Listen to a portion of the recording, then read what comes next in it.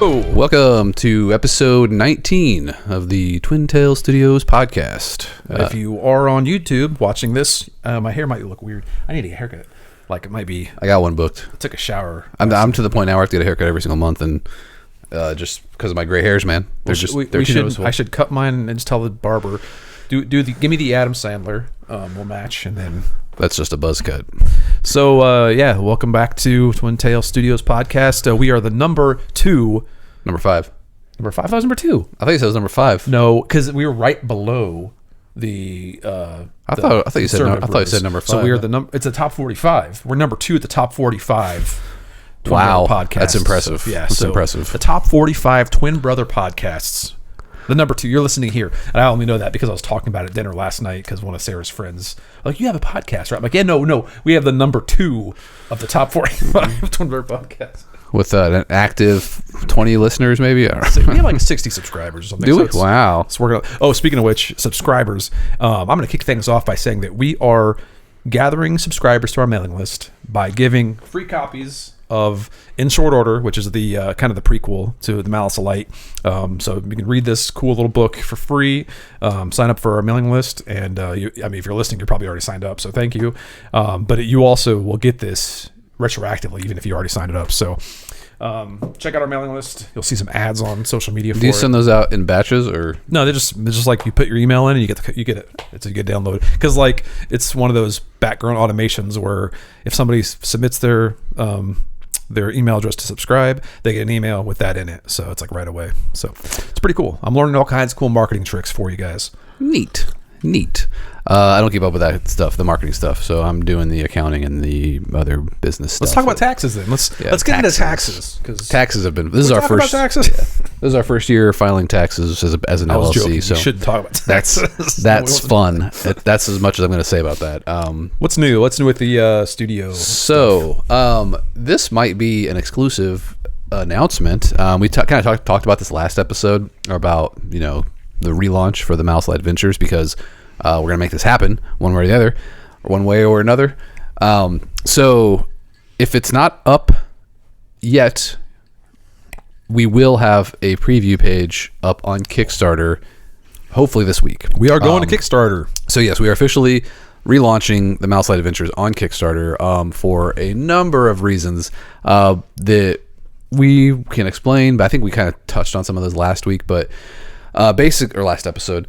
Basically, we really, first of all, the fresh start is very appealing for Kickstarter. We don't have to do a Malice Light relaunch, whatever. We were kind of tempted to use Kickstarter originally because we love GameFound. Like, we use GameFound. We like it, love it as a platform. It's great for tabletop games and everything. The interesting thing about our project is that we're releasing a board game and a book series, book collector's edition set. And Kickstarter has a whole audience of fiction, people who back books on Kickstarter. And so that's an audience we're just missing out on. And the thing is, like Brady mentioned last time, is we can do a Kickstarter campaign and then we can do the pledge manager on GameFound. So we basically have a way to cater to everybody. I know there's going to be people on Kickstarter or on GameFound that might be upset about this because they don't want to use Kickstarter. And we understand that. We do ask that you, if you do use Kickstarter, to please follow and back us on Kickstarter. But if you just refuse to, as long as we fund, that's the hopefully if we fund, we'll have the pledge manager on GameFound where people can lay back it there. Yeah, too, and we're confident because we've been invited to be part of like a full promotional sweep on Kickstarter. So like we should be able to have a lot of eyes on the campaign, and with a lot of changes we've been making, because we've talked about, we can get more into detail about like overall pricing structures and like kind of just more of the ways the company can be generating capital to just bring down our expected costs. So yeah, I mean, we like I think I talked about the last time, we entered this project as like a passion project where we wanted to print so many copies of the game because we wanted to go to retail with it and just have a lot of extra copies to sell after the campaign. And we just put this is our overall goal. This is what we would love to have, our dream goal for this project. And let's do that. But obviously we realize there's competition. There's the crowdfunding mentality of funding early is very important. So we basically re-strategize the entire campaign to be, let's just focus on the smallest print run possible that we want to fund, and start with that funding goal and hopefully grow from there. So like, and also we've been working with different manufacturers to get different quotes and try to find the best, absolute best price per unit, cost per unit we can get for this game, so we can bring the overall price down, because we want it to appeal to as many people as possible. We originally were like, let's just make the best, highest quality game we could make. We don't care about the price. We just want to make a cool product. This is just for fun. But now it's like we want to make this happen, and we know we have to compete with everybody else. We know that. So and it's less about like you said, like the highest quality. We're not looking to bring down quality. It's more just trying to find ways to print the absolute minimum, like be able to like kind of just launch at the bare minimum possible, because that's something we weren't exploring right out of the gate. We were just trying to figure out a way to make this happen, how we envision it. But reality sets in. We know that there's like the economy is where it is. So we've made enough strategic choices now to make a much more realistic goal in the current and a streamlined product too. Yeah, a streamlined product. Like that's the other thing too about deciding between GameFound and Kickstarter. Kickstarter seems to be more open to people backing like smaller projects and like cool ideas or whatever. GameFound really excels at these big hobby board games with like lots of upselling, lots of add-ons and stretch goals and all that stuff. This campaign just doesn't have that. We're keeping it simple with just one game, one box, set of books, and there you go. We do have extra like the dice packs and the cursed relics, stuff like that, but basically just 2 products. So keeping it super simple.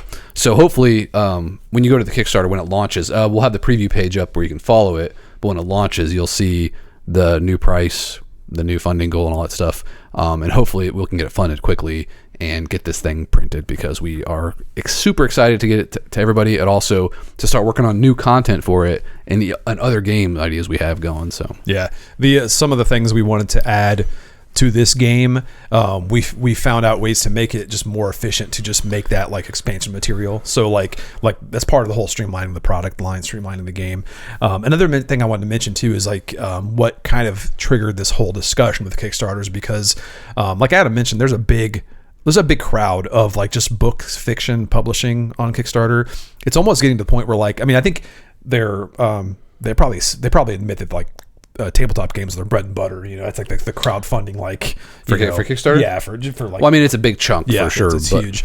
But I think like the books, because it's broken up to like publishing, graphic novels, fiction, that side is very big as well. So it's like, if not equal, it's getting up there. So I've had a bunch of authors I know that run Kickstarters, like really small Kickstarters for small print runs, but also like there's the Brandon Sandersons out there that do big deluxe versions of their books, and those are a very popular format. So like I got reached out a lot from other authors asking about why we're not doing Kickstarter, and that's kind of what got us thinking along those terms, because like there's a demand there.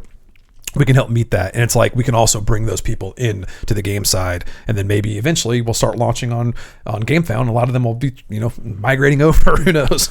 Yeah, I mean, it's also a good way for us to bring people like there are probably people who back just books on Kickstarter who don't know what GameFound is or don't use GameFound, but if they come to back our project, our pledge manager will be on GameFound, so it'll introduce them to GameFound as well. So I think it's a cool way to bring new people into GameFound, because who knows what the future's going to hold, but like, it's cool that we're able to do both. It's cool that we can launch this smaller project on Kickstarter and hopefully fund it quickly, and then take it over to GameFound for the pledge manager, appeal to people who only want to use GameFound. But that's, again, we're also want to, keep stressing that like, this project's still ready to print. So we're not going to have like a ton of stretch goals and all this stuff. We're trying to keep it nice and simple. And hopefully that's appealing to people, especially if we bring the price down. So,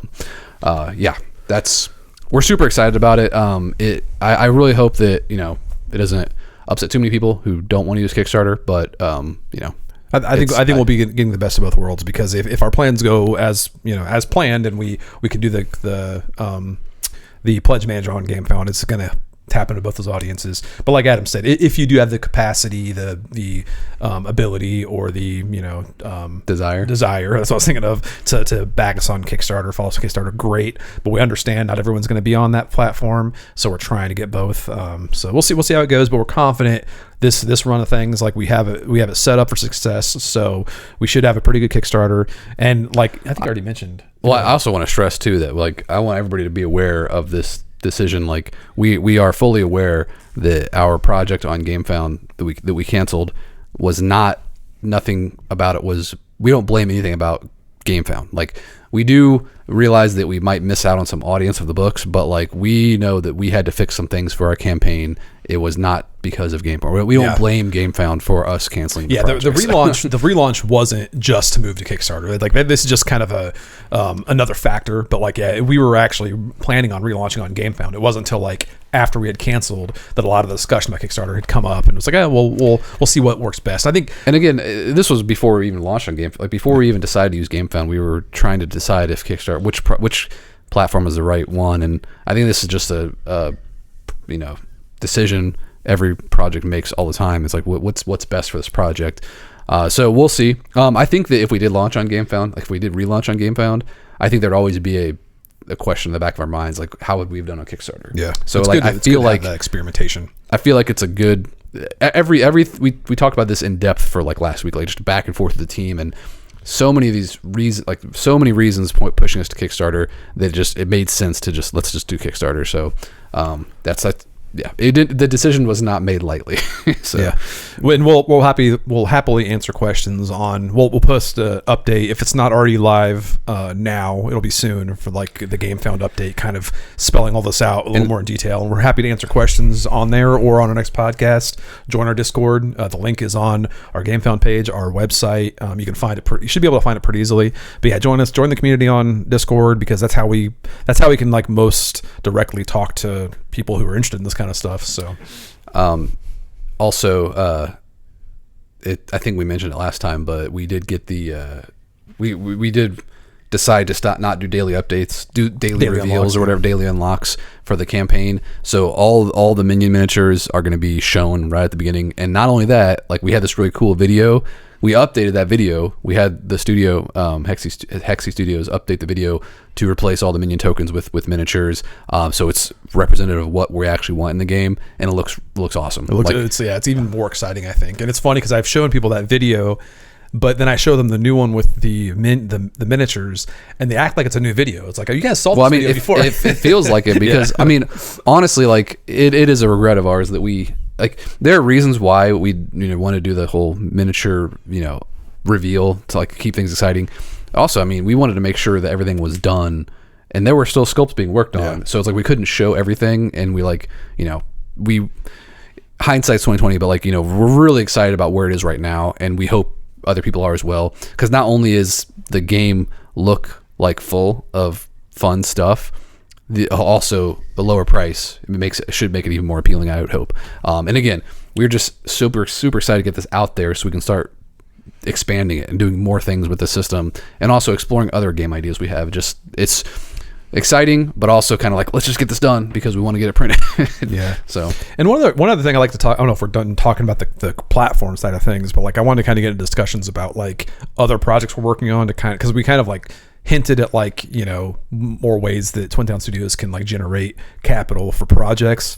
And I kind of want to talk about like, not specifics, because we can't talk about all the specifics we're doing, but we did just send out our first official invoice as a company for income. So it had a logo on it and everything. Yeah. Speaking of which, you got to invoice Brian. He's done with the audiobook. This is breaking news. The Smoldering Vein audiobook's recorded. I haven't reviewed everything yet. Usually I don't have to. I have to invoice him. Like, I have to have him pay us for it. No, I'm sorry. He's going to invoice you. I'm saying, yeah. Like, you expect an invoice, because I'm going to. All right, Brian, I'm going to invoice you. Brady said I'm going to invoice you. Yeah, you got to pay for the privilege of recording our audio. Pay for the privilege. But yeah, that'll be releasing probably next week or maybe the week after. So. That's exciting, because he does amazing audio work, and it's cool. They'll be able to launch now with all 3 audiobooks as well. So if anybody who wants to catch up on the story, before the game, they're going to have the option to either read it on ebook, buy the print from Amazon, or listen to the audiobook. But anyway, aside from that, we have been doing other design work, and it's both exciting. It was kind of daunting, because like, we started this company because we wanted to do like our own games and publish our own games, but we still have the desire to work on more than we could feasibly publish, because like, we can't, as a new company, do like 4 or 5 Kickstarters a year. We don't want to, but like, we've also said that we're not doing any other projects until Mouse Adventures is fulfilled. So if this funds successfully, it's going to be fulfilled before we do our next project. So yeah, so we've got a few. I've been doing a design job on the side with a buddy of ours, who I'll let the announcement go, public when it is public. So I won't say it right now, but that's been a. Sorry, it's going to be quiet again. I'm telling you, I know how this works. But that's been a fun process. It's very narrative driven. We're also doing some more like kind of mass market style stuff that we wouldn't publish usually, I don't think. Like maybe we would someday, but it's not something we're like geared to do right now. And then we have another big design we're doing for that's like that'll be probably like next year or something. But yeah, these projects all kind of help contribute because they're just more ways that now that we're like putting all of our freelance money into this company, that'll give us the cushion we need to just that's what safely do projects. One other thing that came from doing our taxes is like we really wanted to stop having all this self-employment income on top of our day jobs. Like it makes taxes way more confusing, but like moving all that stuff to the company where we can just use the company as our game design service and publishing, whatever, like everything goes through the company now, which is nice for tax purposes. But also one thing that we would love to do eventually is, I know Brady mentioned we started this company to publish our own games, but we would also love to publish other designers' games. Like we would love to hire designers to work on games we don't have time to design. Like for example, the Brook City game, like we have all these cool ideas for it. We haven't been able to start it yet, but we might just think about like commissioning a designer to work on the idea we have and just like here's what we want. Who wants to develop this? That's something we'll definitely explore in the future, I think, with how many projects we want to do. Yeah, it might be like, I always kind of like entertain this notion where some people like view their own kind of design career as like you have these tiers where like you're kind of just a boots in the ground designer, but then you get to a point where you're more like a creative director where like you're kind of saying, I envision this game, so help me, you help me make this vision. So you're still kind of overseeing it, but you're not the actual like designer. I'm not saying that we're going to be moving into that, but like I think we'll have, since we want to do more than just like one bit, like we would focus on several designs, but we also would want to do more projects than those. Like we just don't have the capacity to do all of them. So I think eventually we'll just be able to bring more people into the design team, which is one of our questions we had, by the way, our podcast questions. So I mean, honestly, like I hate bringing this up because it's a sore subject, but like that's what we did with Lasting Tales back when we worked at Blacklist Games. Was I wanted to do this kind of miniatures agnostic skirmish game, like cooperative skirmish game, and I was also kind of putting together all this ideas for like this miniatures line. So I decided to have somebody else design the game. That's where we hired Mark Latham to do it. And we kind of just pitched him an idea of like, hey, this is the kind of vision that I have for this game, and he just ran with it, and like wrote a ton of content. That book is jam packed of content. But anyway, that's kind of an example of I'd like to do more of that, but obviously do it right. Not have another entity messing up that project. So yeah, I think like there are certain projects that we want under our umbrella, but we might not be we feel like we're the ones to do it. Like I think we always talk about having like an RPG system or something, like a co-op RPG system, but I just don't think that I'm the one to do that. Like I would love to be involved in it, but like someone else driving it where we just kind of guide the vision.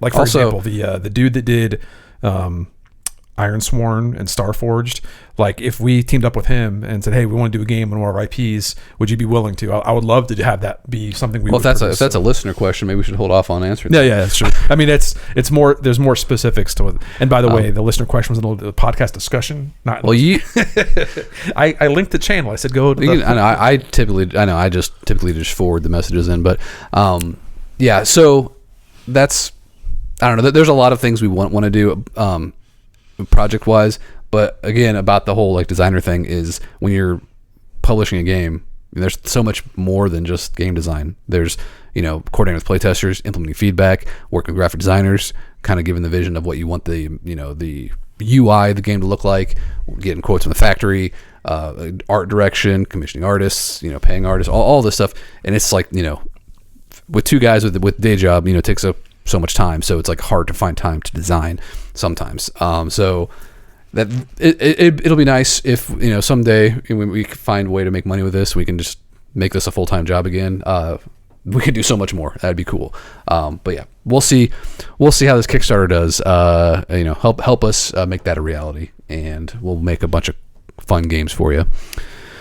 So yeah, that's kind of Kickstarter plans for the future, business hope stuff for the future. We'll save discussions about next projects next up, because we want to focus on this one, obviously. But I think this pushes back a little bit, because we would talk about in previous episodes how bad I wanted to do a Relic Myers Halloween game.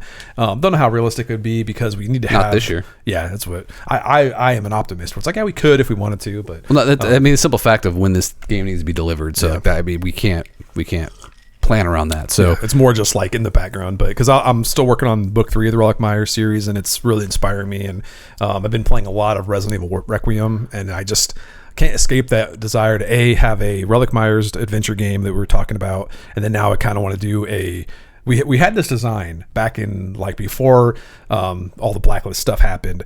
We had this Rotten Cores idea.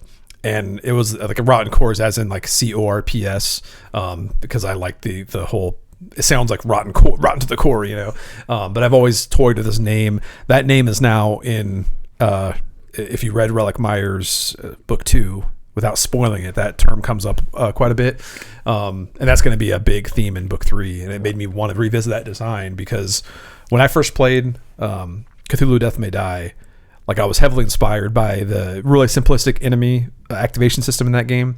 So we were designing this game that was like this Resident Evil style game, but much simpler. It was very heavy exploration, but it was very modular and, quick to set up, quick to play. Would love to revisit that. And because this biopunk setting, but maybe a little Cthulhu aspect as well in there.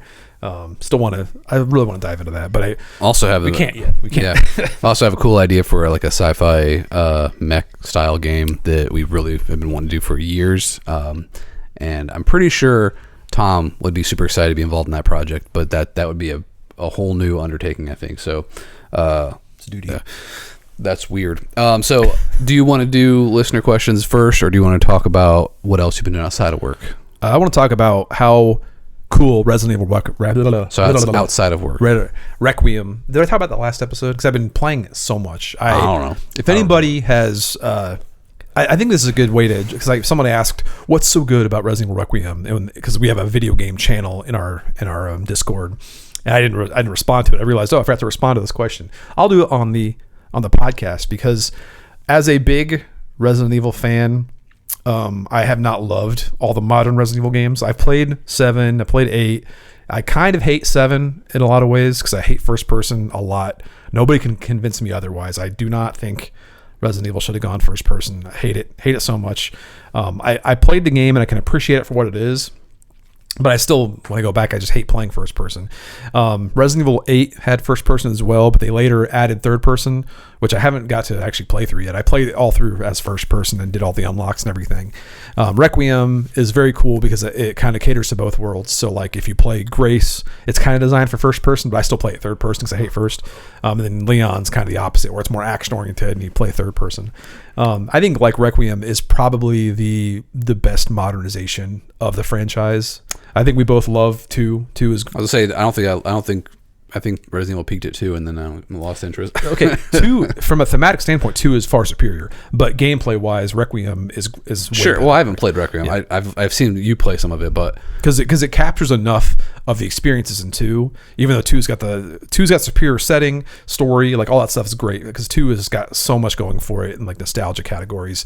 But Requiem gameplay wise, it just I can't imagine any game topping it. And it's funny because as I'm playing it, I'm going back and I have my little handheld emulators. So I've been playing Resident Evil 3 Nemesis, the PlayStation 1. Yeah, that was before PlayStation 2, right? Yeah, PlayStation 1 game. And it's obvious, even though with tank controls, it still holds up. Because I was playing 2, I beat through 2, Leon and Claire's story. Original or the original, yeah. I haven't played the actual remake in a while. Isn't 2 pretty hard to play now with how blocky it is? No, it's the same engine as 3, so it's very similar. I thought going back, tank controls would be just way Sorry, I too bumped the mic there. way too archaic. But yeah, it oddly still, like, once you get into the tank controls, it holds up so well. Like I played through both storylines, and I haven't gone through like the B stories, you know, Now, the second stories. But I did see there was a rumor that there was Capcom's working on a new remake of the first game, Yeah. which they've remade that game so many times, but twice. not twice. Well, no, they only remade it once, but they've ported it several times. Well, different versions, Yeah, different they ported editions, or it, whatever. yeah. But they haven't done it since the Resident Evil 2 remake, which has kind of set the standard of like the. Isn't that kind of like the engine? That's the RE engine, yeah. Was it established in Resident Evil 2 remake? 7.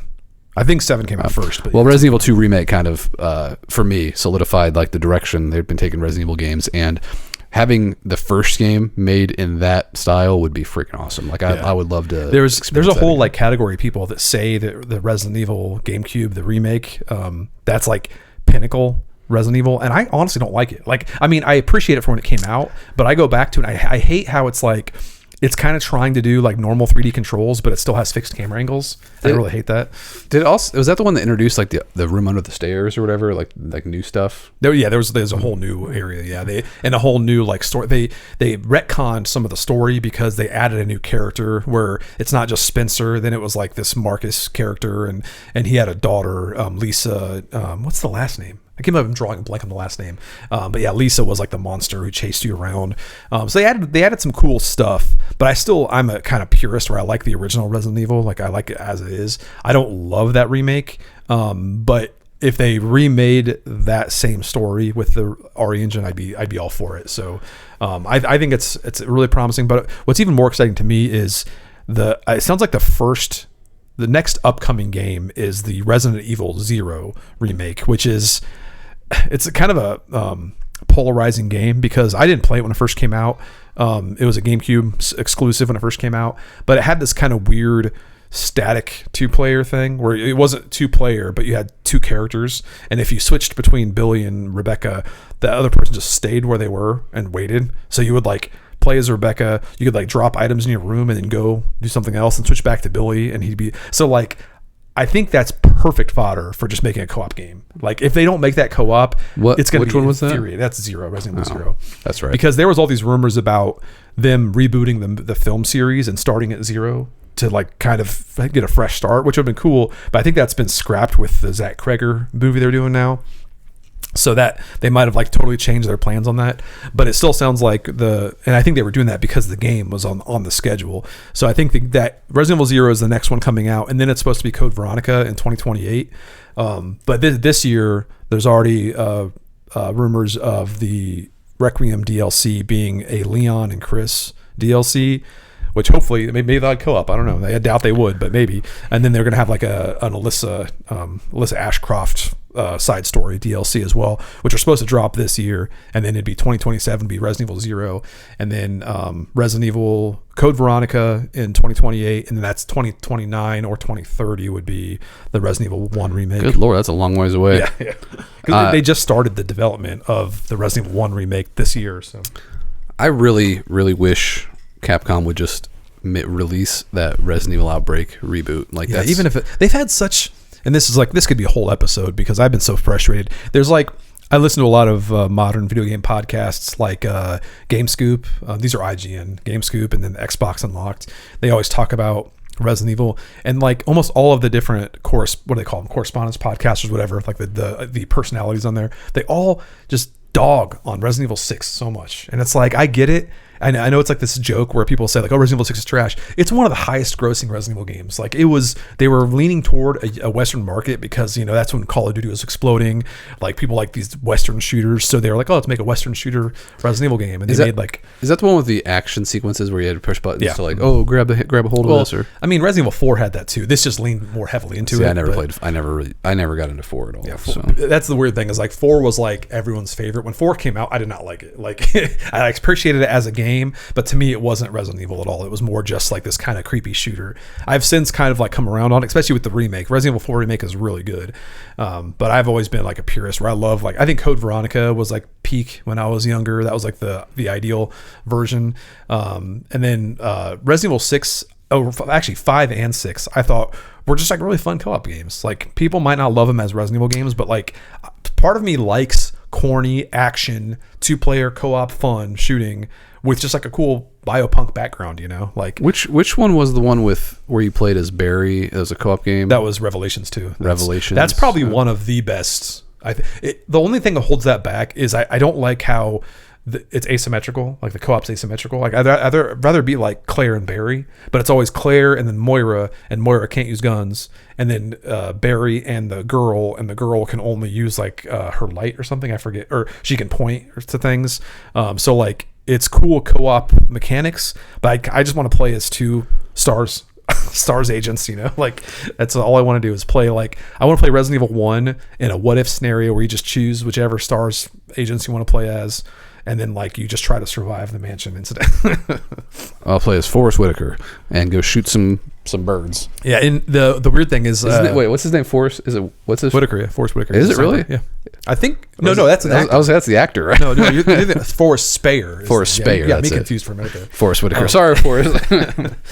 False identity, but that's a weird little like nugget of Resident Evil trivia is if you played Resident Evil Deadly Silence for the DS, Nintendo DS, they actually had a multiplayer mode where you could play as all those characters. Like you could unlock Kenneth, Forrest, Richard, and like the only downside, and you could play it 2-player. You could play co-op, like boss rush things. The only bad thing was like, because I guess it's like a processing thing, but when you play multiplayer, if you're in the same room as somebody, they just appear as this like icon. I remember that. But it's like all the characters are great. It's like I've yet to play a game like that where you can like, and the thing that sucks is you can't even play it single player. So I can't even like go in there and play as those characters single player. I have to like have you go buy a Thor so I can play it on there because it works wirelessly.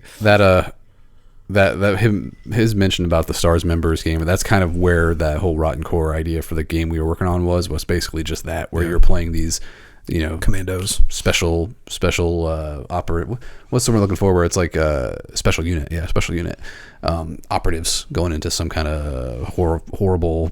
Yeah, I like the situation. idea of a bunch of trained combatants dropped into like this harsh situation with like really low supplies. Like that's just really cool. Like I think that's kind of what was so appealing to me as a kid when I played as Chris Redfield. I liked this like really trained military guy, and he's going up to fight zombies with just a knife, and it's like, oh, I love that aspect. And you gotta find your way around and get some materials and get better guns and stuff. And that's like, to me, that was what the core of survival horror was. And it started getting weird. Like Resident Evil 4 is great, the remake is amazing, but that's when things kind of changed, where now it's kind of come into like this point now where it's ironic when Requiem has these 2 distinct games in one, where it's like the Grace survival stuff and the Leon action horror, and they kind of make it work in unison. And I'm hoping that that's like the model going forward, because I think that's the best way to get me, somebody who's kind of like not on board with all the modern Resident Evils, and then the people who are like, who love Resident Evil 7, like that's what they want. They want 7, and it's like,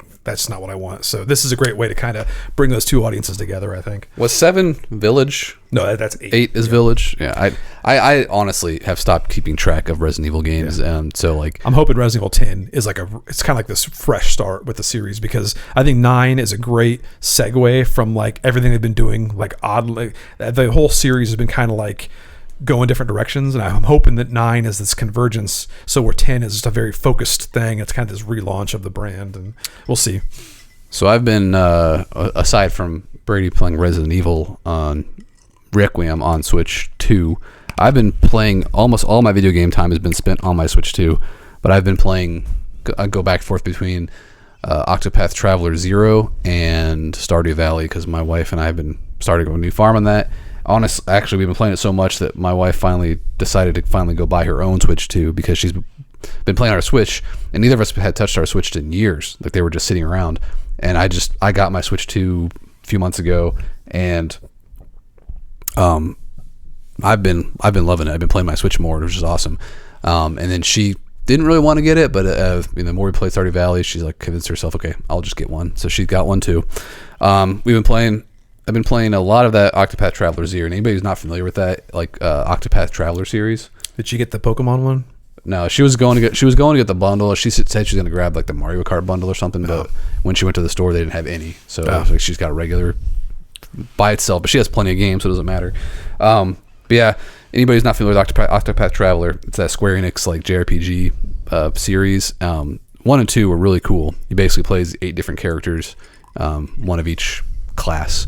You know, like cleric, a warrior, dancer, merchant, scholar, thief. So structure-wise, it's very similar to like the other games. It's just like that whole building town. Well, it's kind of just a. It's different, as in like in this one you actually have a party of full 8. Because in Octopath Traveler 1 and 2 you have a party of 4, and you just switch between. Yeah. You can switch out your party members. This one you have 8 in your party. You have a front row and a back row, and the back row is inactive. They'll heal every turn, but you can swap, rows, and it's really interesting. It has all kinds of interesting combos you can do, but it makes combat really easy because the way Octopath Traveler has these weaknesses system where like enemies will have certain weaknesses. Like if you're weak to sword, you can hit at sword and break their shields, and when their shields are broken, they're stunned, and you can just wail on them. So when you have a full party of 8, you can have all the different weapons and magic types and stuff. So you can pretty much have any combination of attack to deal with any kind of enemy. So you have all kinds of options. But they also added this whole town management system where you're building up a town, which is pretty cool. The game is super long. I'm still trying to get through it. But playing it makes me kind of wish that I'm ready for the third game, like back to the normal formula, because I miss it. But yeah, it's a really cool game. I would highly recommend it for anybody if you have never played Octopath Traveler. I would highly recommend picking up the first one. The name is weird, and I wish they would have come up with a better name for it. Yeah, that was a topic on, because people have been talking about this a lot on like the 7. Don't yell. And like on the podcast I listen to, and I'll type it. And that was the one thing that came up, is like these JRPGs that have like the worst names possible. Well, it feels like a project name, like because the same thing with Triangle Strategy. Was their like Final Fantasy Tactics style game? This is all Square, right? Yeah. That was coming up with Square. It's like, somebody please join Square and name all these games, because they're terrible names. Yeah, but Octopath Traveler is a really cool game series. Played through 1 and 2. 0 is the newer one, and pretty awesome. Can you answer what your favorite RPG is? I don't know. What's your favorite Square RPG? You can just name any words, because it's probably already an RPG. Ultimate Tank. Ultimate Tank's a good one. Yeah. Good. Ultimate Tank. I'll Google that one later. I don't know if that's an actual game. Probably is somewhere. It's like an old Atari game or something. He only knows Minecraft, or there's one other game he played. Oh, the Angry Birds Bounce. He played that a little bit, but he won't break away from Minecraft. I keep nagging him. Oh, sorry. Go ahead. You were talking about Squaresoft. I forgot now. Squaresoft. Square Enix. Square Enix. Yeah. What's Squaresoft? That's an old. That's like an old. I'm thinking of Sunsoft. Squaresoft is something, right? No. What I was going to say is, I tried to get him to play. There was a game that the Hunt Down, was it called Hunt Down? Hunt Down is a Switch game. Yeah, he really enjoyed playing that. I was trying to get him to play it. Like, I keep trying to find things we can play co-op, and he messaged me and he's like, "The only game I'm going to play with you, Dad, is Minecraft." And he knows how much I hate it. It's like I've played it on my Thor. I tried to play it. It's like I just can't do it. Can't do anything on there. I didn't never understand when people play and get so into the Minecraft. Even Lego Fortnite, I like that, but I still don't want to go back and play it. So it's like, even if you wanted to play that, I probably wouldn't want to do it. I don't get enjoyment out of building things in games. Like I played Enshrouded, and that game is cool because it has exploration and questing and stuff like that, and classes, which is really cool. It's got goals. But like the only reason I enjoy is because when I play with my wife, she'll build the town. Like she'll just build our houses up and stuff, and she'll just spend all her time making it look cool. If it wasn't for that, it would be like a bunch of boxes. Yeah. Like a bunch of boxes. It's funny because growing up, being such a huge fan of Harvest Moon and stuff, I think what I like about games that are like that, more streamlined, is I do like developing things, but not the actual act of doing it, where it's like with these crafting games, you have to like actually manually do so much stuff.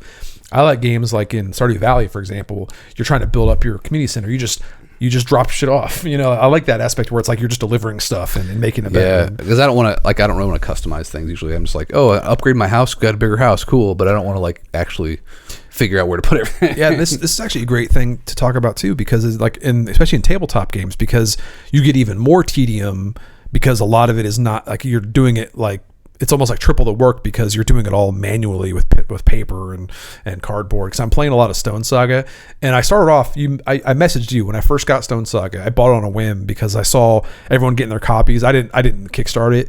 I remember looking at it, thinking it looked cool because it's a co-op civilization game, But I didn't back it. I think mostly because I don't love the theme. I don't like the caveman theme as much, or like the primitive whatever it is. But like I ended up buying it on a whim because it looked so good. The production was great, and I counted it as research, for production stuff. So I wanted to like see how the components looked. And I messaged you when I first started playing. I was like, I don't think I like this game very much. And I'm like 3 or 4 games in now, and I'm playing with Sarah. I played with my daughter Riley my first game. Then I played with you, and everyone's been bailing because they don't want to play it. And it's like, all right, I'll play it by myself. But then I played with Sarah today instead, and she seems to like it a lot. So I think I might have found a partner to play it with. But it's like, it has this thing where it's like you're crafting, but so much of it's so manual, and it's like some people might like that, where it's like you're like making these tokens line up in certain configurations and like checking the code and going to the codex and seeing what that makes. Like part of me appreciates that, but I don't think I like long-term wise I'm going to stick with it. So. It's weird because when I was playing that game, I was thinking about like, it's not just about the amount of stuff, because I think about when we were playing Iridia, and I loved every minute of that game. Mm. Like, okay, so the combat in that game could change to something else. I'd be fine with it. I don't like hate the combat, but I don't love it. It's just interesting. It can be interesting. I think it's serviceable. It's like it doesn't get in the way, but it's not necessarily compelling by itself. It's more just like, okay, it works, But like the act of like getting cards out of the archive and reading things in archive, like was the index. It was just fun. Like everything about that game was fun, and I think that's why I kept praising it so much as like the best tabletop experience I've ever had. Because every part of it was just enjoyable, and it's charming and stuff like that. But like I don't with Stone Saga, I didn't feel anything. Like I just felt like tedium. Like it's just. To be fair, I did too. I think if you were on board and you were learning it, you'd probably feel more compelled. But I think that's like the trap you fall into, where like a lot of people will review games very highly because they learned the game and they feel rewarded for like having learned all this stuff, so they can make it all work now. So I get that illusion where it's like not always a reflection of how good the game is from a gameplay experience. Is more just like, I'm the one that learned all these things and I like how it all works now and I see the vision, so like maybe I think more highly of it.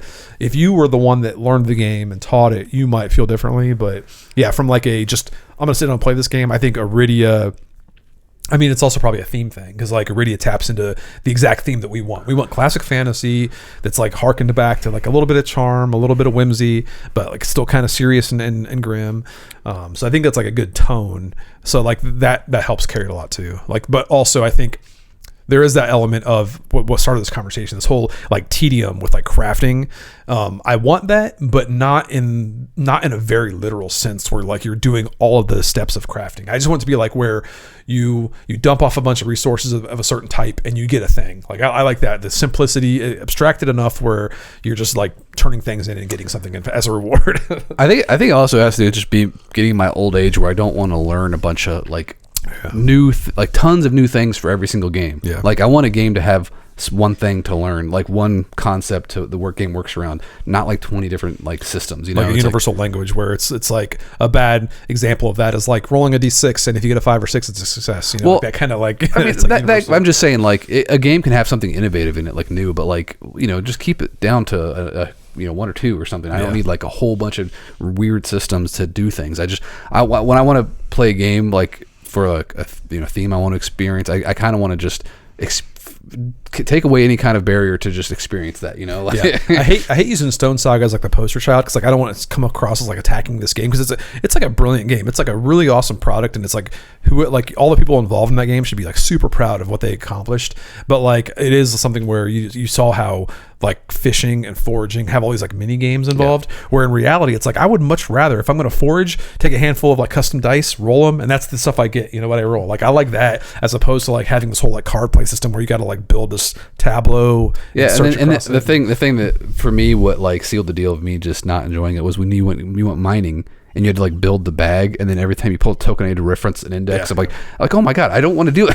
It's too much stuff. It's like it should just be like that. The whole like I think the whole that one in particular, that felt so like additional to all the other things you can do. Like when you're crafting or when you're foraging or fishing, you don't have this kind of like upkeep thing. But yeah, when you're mining, you have to like draw a token and not just determine what this is the stone you get, but you also have to like check to see if it's like, oh, there's an omen involved with this. Go to this codex page X, like all this different referencing. Yeah. And people who are like familiar with the game, it's probably not a problem. But if you're learning the game, it's a lot. So. Is the game like kind of pitched as like a solo game? Like is it really good solo? I was gonna try it solo, but then Sarah wanted to play. But it does have a solo like. It seems like a game that would appeal to people who play solo because it's something you could really dig into. Like if you want to, I think it'd be very easy to run multiple characters solo for sure because you're not like each character is like just a repository of resources essentially with an ability. So I just feel like my tabletop gaming tastes have been streamlined over the years where like I want to keep things simple, like I can obviously play any complex game and find ways to enjoy it or whatever, but like if it's something I choose, I'm like, I'll keep it simple, man. I'm gonna roll some dice and experience a theme or whatever, I've had a lot of trouble recently not taking out, like when I walk by my game shelf, it's funny because I have my whole game room, but then aside from my game room in the hallway, I have like a few games on this bottom shelf, and one of them is Fortune and Glory, and I have so much trouble like walking past the game not wanting to break it out because I just feel like I want this kind of like old school, you just pull all the stuff out and then you just like start playing and just like roll, see what happens. It's like you build this adventure as you go, and that's kind of like what we have that mindset with the Relic Myers game, is having this whole make like a big odyssey that happens, but you just put these components out and just go and see what happens. I think that's also something else that's a huge factor with games. It's this, we're not getting theoretical and stuff like that, but like obviously you play tabletop games generally with other people, so it's like a way to socialize. And not being a social person, I don't focus on that. But like I think I talked about this like months ago when I had my daughter had a friend sleepover, and in the morning they were looking for something to do, so I busted out Talisman to play with them, and it was like one of the most fun I've had at the table since I played Iridia, like just playing Talisman with some kids, and it was just goofing off, making jokes, and like don't have to over explain the rules. Things is just kind of, I want to go and get this sword and I can go fight this monster. Just really simple stuff that people can associate with. But there was no barrier. It's just like, let's just have some fun and play this game. And so like that's why I'm like, it's not because I don't like complex games, but I just, like I don't play the same game all the time. So like, if I'm learning a new game, it's got to be something we can get to the table quick and people can just have fun, So like that's an element too where sometimes you just want to, have something to do with somebody and not have to like, teach them a whole new thing, a whole new language or whatever. So yeah, and it's funny too because I don't know why this whole like discussion mindset, it takes me back to the whole item card, the search deck in Mouse Light Adventures, which is to bring it back to like our current game. There's this like really simple thing in the game that I'm like so excited about from an expansion side of things, because in the Mouse Light Adventures you have a search deck. And the search deck has a couple keys in there, and the keys are in there to specifically interact with the locked discovery tokens. But because they're kind of like, they have this purpose outside of that, like you can discard a key to get an item. So it's like represents you finding a locked thing, and you, even if you don't have a locked discovery token, it's still useful. But that mentality, like it opened my, like it reminded me of when we were designing Rotten Cores, because like in Rotten Cores I had the same idea where you just had a board. Like imagine Clue, you have a board, you open up, it's like this building, this mansion, and there's like named rooms and stuff, and they don't mean anything outside of like if you make an accusation in Clue, it's like, oh, I'm in the dining room, blah blah blah. But if you imagine that kind of mechanic where you have, let's say it's like Resident Evil, you have the spade key, it's in the search deck. The spade key has an action on it, like kind of a default thing you can use, spend it on. But if you're playing a certain scenario, you have this reference book and it says, oh, if you have the spade key in this scenario, it means you have to use that to unlock the pantry, which is locked for this scenario. So it's very like iconic in that way. And I use that term, people kind of confuse that term, because when they hear iconic, they think it's like in the zeitgeist of the overall, of like culture, like, oh, like Sydney Sweeney is iconic, because people know who she is. But in my mind, iconic means in the context of what you're doing. In this game, there's an iconic item because like that item can be referenced in so many different ways depending on what the scenario is. So like I imagine a game that's kind of like Clue, but if you're playing it with these scenario books, like in Rotten Cores, like here's the scenario, it's like a little leaflet thing, and it has different ways to make those iconic items mean different things. And I think that makes it so it's easier to play because you're not reading a bunch of stuff ahead of time, and you know how the core rules already work. That's kind of how we have that vision of how this game's going to be expanded, because that that single thing, it just reminds me of that simplicity. Really goes back to the Kickstarter, the Mouse Light Adventures Kickstarter, like how excited we are to get this out there and funded, because so many cool things we want to do with the system, and we don't want to do it right off the bat. We want to make sure that this gets out there first and people get to experience it before we can, really dive into the content. We're getting down to the end here, so we have some questions we should go over before we forget. We have this one here. I'll start off in the actual questions. Have you considered a print-on-demand system for new content for Hour of Need? We haven't, because we're considering normal content. Like we have ideas for this game to kind of relaunch it. It's just a matter. It's a matter of where it fits in the schedule right now. So we actually. Currently, we handed it off to our localization team, our next tabletop. They're actually shopping that around to localization partners, and that'll really help us determine when we can actually start expanding that game, because if we can localize it and kind of re-release it as is, that'll give us kind of a foundation for launching new expansions and stuff. Yeah, because if somebody wants to localize that to a different language or whatever, let's say they want to do like 1,000 copies in Spanish, which is it'd be awesome, but let's just say hypothetically 1,000 copies. We could just say, hey, we're going to jump on board on this and do 1,000 copies in English, and assuming we have some extra money, it's like we could do it in English as well and get that printed off. But we're still figuring out that's kind of the next step. After we get one project under our belt, we can kind of decide what we're going to do next. And then the other. But I want to add too, if you have any other questions of what you'd like to, or like if you have any questions about types of content, like what you'd like to see, like if it's more just heroes, more villains, more issues, whatever it is, let us know. Like we would love to hear what people will look forward to for that game, because we need to get back our minds back in that world. And as cool as those 2-player starter boxes were, I don't think it's feasible to keep doing those constantly, because it's like you don't want to introduce the dice and the rule books and the tokens every single time. So we'd probably have like 1 2-player thing just for like a retail thing, like a Barnes and Noble or something, so we have an easy entry point, but we wouldn't keep doing standalone expansions, because I feel like fans would get sick of having all those extra things. I think a better entry point for like those would be just the standard 4-player standee, like a standee or something. So acrylic standees are cool. So he had another question. Any plans to make digital apps of your game similar to the Street Masters app? That one was unique because we had somebody approach us looking to do an app, and like that was a great time for it, because that was our first game with Blacklist, and Blacklist had the capacity to take it on. So you have much more app experience. So like, I don't know if you ever have any desire to do app work in the future or like oversee that. But honestly, like I like coding, but and video game development, but I'm honestly, like with the way that things are going in the tech world and stuff like that, with like AI and everything like that, like I've lost so much interest in software development. It's just kind of I don't know, depressing now. So like I don't have a lot of desire myself to do an app, but I'd be happy to work with somebody who wanted to like do maybe a video game implementation of like Mouse Light Adventures, for example. Like that'd be a great way to implement, but like not necessarily like just like a digital reinterpretation of the game, just something more designed for video game purposes. So because there's like games like that are popular, like Slay the Spire. A lot of people love that that kind of like digital board game feel, and that game would be great for somebody who would want to like kind of dive in and make a new very digital like digital first experience of that, as opposed to just making a port. But like we wouldn't be the one driving just straight digital ports. If somebody approached us, great, we would probably have that conversation, but we would not pursue like just digital ports, because we make board games for a reason. We just prefer tabletop games. Like I said before, I've talked about this in the past, like I really enjoy video game development, like what I've done with it, like in Unreal and Godot and Unity. I've messed around all kinds of engines, and it's really fun.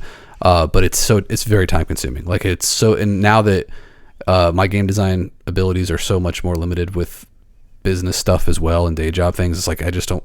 If I was rich and could retire from my day job and just do video, like you mean I would capabilities, not abilities. You said abilities, but you mean capabilities. Sure. Because like time does not equate like you're bad or worse at things. Yeah. I enjoy it, and I feel like I am pretty good at it, but I just don't have the time to devote to it, unfortunately, because of life. capitalism.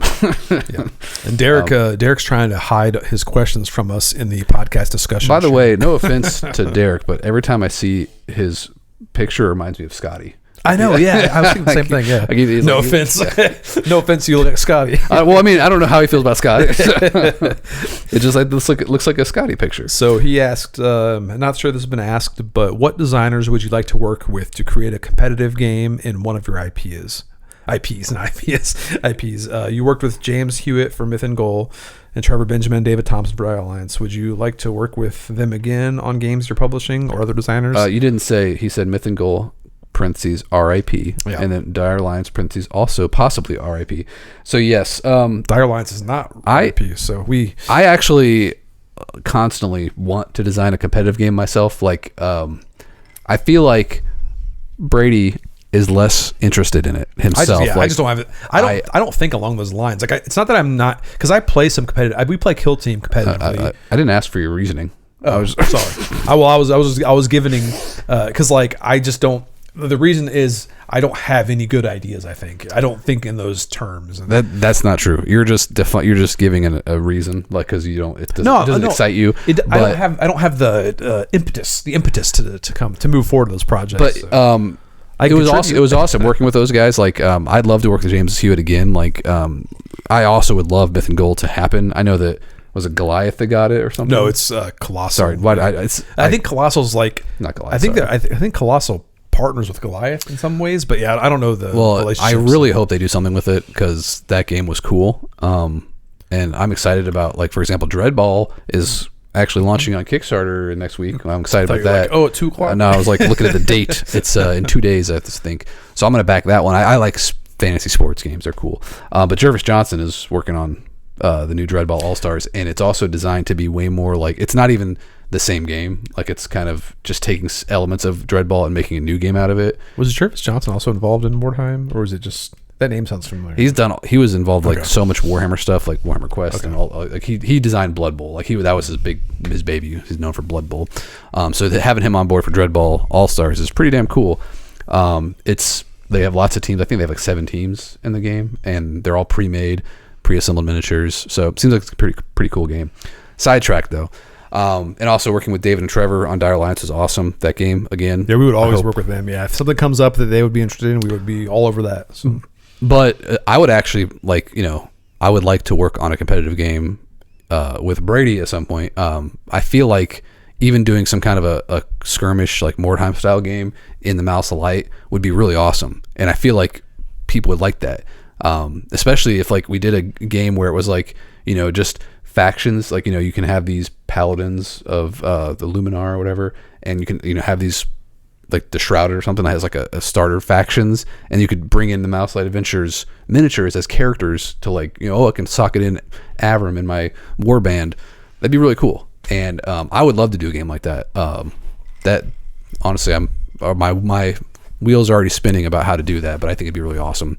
I'm not opposed to it at all. I just because again, the way I pitched it to Brady is like, I would want to do this of like, here's a core box of these 2 factions, but each of those factions, the rules are pretty simple, but each of those factions would have AI rules. So like, you could buy the game as a solo guy, and I'm going to fight the Shrouded, and if I saw a new faction come out that I thought was cool and I wanted to fight against them, I could buy it because it had AI rules, even if I had no opponent to play, and I could play them. But then my friend wanted to play, they could play one of the factions I already have. I think that's an awesome product model, and I'm sorry that I'm talking about it in public because someone's going to steal it. No, if somebody didn't steal it, it means you could buy it. Because like, I still am waiting for somebody to take the Dungeon Command game that Wizards did, and I really am so bitter about them stopping that because like, I only bought a couple boxes. I think they only had like 4 boxes total, but that game was incredible. It didn't even have the co-op stuff, and I still liked it. Where you just had a box of your warband and some tiles. And you open that up and you set it up and you just like mash it together with somebody else's box and you have a battle, like you have a little dungeon you made. Really cool little game, and it was all card driven and stuff. Like, that's the big thing for me. It's like, I don't mind competitive games, but like, I would prefer, I like card driven stuff. I like components. I like the whole like, here's my like unit, or here's my warband, and here's all their materials, their tokens and cards and stuff. That'd be a cool model, and especially if it's like Dungeon Command, where it's like the environment's included. You know, like you just mash that up with somebody else's set. And you're ready but to go. even cooler though is like the core box would be you'd have a folding board, like like a skirmish board, maybe some little terrain or something, and 2 factions. That'd be a box, and you'd have like faction packs where you can buy this faction with the miniatures and cards, and then you could buy like environment packs where you got here's a new village and it has a board, and like the environment boxes are like the environments you fight in. So there you go. There's your product right there. Yeah, make the it. Malisolite battles. Malisolite battles. Battle magic. Battle fight. Malisolite Magic fight. Malice of Light conflict. Malisolite something that has a good like not Mola but Molo. Malisolite fresh opposition. we'll think of opponents. something E. Malisolite engagement. So it's mole. You could do E is yeah. There's engagement. There's a word on the tip of my I was thinking like engagement, but there's a word on the tip of my tongue that's like that. On guard. No, that's already a popular game apparently. But yeah, we are coming up on an hour, so we could wrap up there. Hopefully everything goes well, and there's a preview page for you to follow on Kickstarter, so we can start with a huge groundswell of support and just get this thing funded on day one, and that way we can do the whole stereotypical funded in 20 minutes or funded in half an hour. Not that it's needed, but it'd be great. It'd be a great. It would be awesome. It is needed for promotional reasons. Like we want to get this game out there with people excited about it. And just let's move on to the next thing. Let's get this out there and move on to more content for it. And get this delivered this year as opposed to like next year, like a lot of these crowdfunders do. Yeah, you'll have it in time for Christmas, way before Christmas. Way before. All right. Well, thanks for joining us, and we'll be back soon. Hopefully with some news about how well we funded. Right. Yep. Thanks for the questions too. Yep. Keep them coming. Talk later. Bye.